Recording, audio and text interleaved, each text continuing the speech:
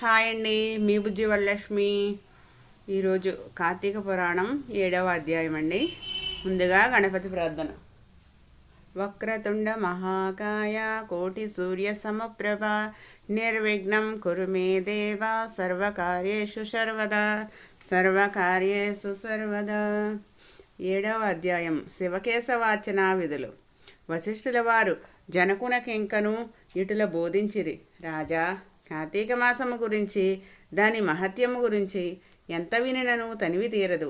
ఈ మాసములో శ్రీ మహావిష్ణువును సహస్ర కమలములతో పూజించిన వారి ఎంట లక్ష్మీదేవి స్థిరముగా ఉండును.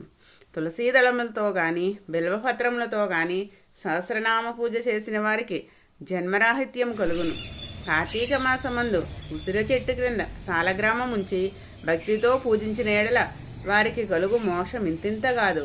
అటులనే బ్రాహ్మణులు కూడా ఉసిరి చెట్టు కింద భోజనము పెట్టి తానుండి తిరిగిన సర్వ పాపములు పోవును. ఈ విధముగా కార్తీక స్నానములు దీపారాధనలు చేయలేని వారు ఉదయం సాయంకాలం అయినా గుడికైనను వెళ్ళి భక్తితో సాష్టాంగ నమస్కారములైనను చేసిన ఎడల వారి పాపములు నశించును.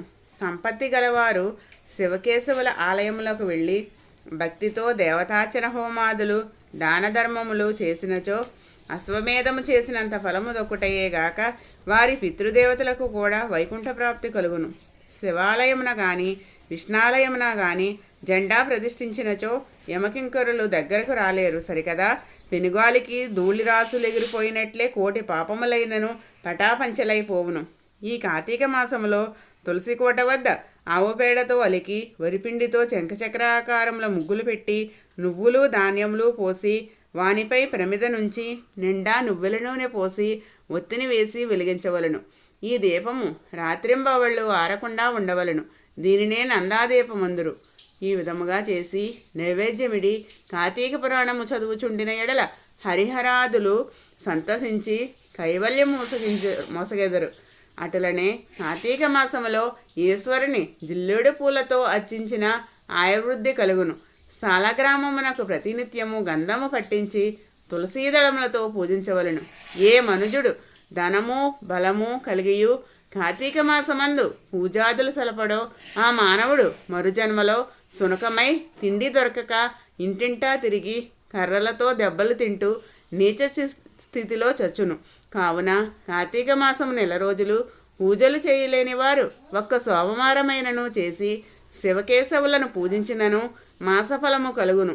కనుక ఓ రాజా, నీవు కూడా ఈ వ్రతమాచరించి తరింపుము అని చెప్పెను.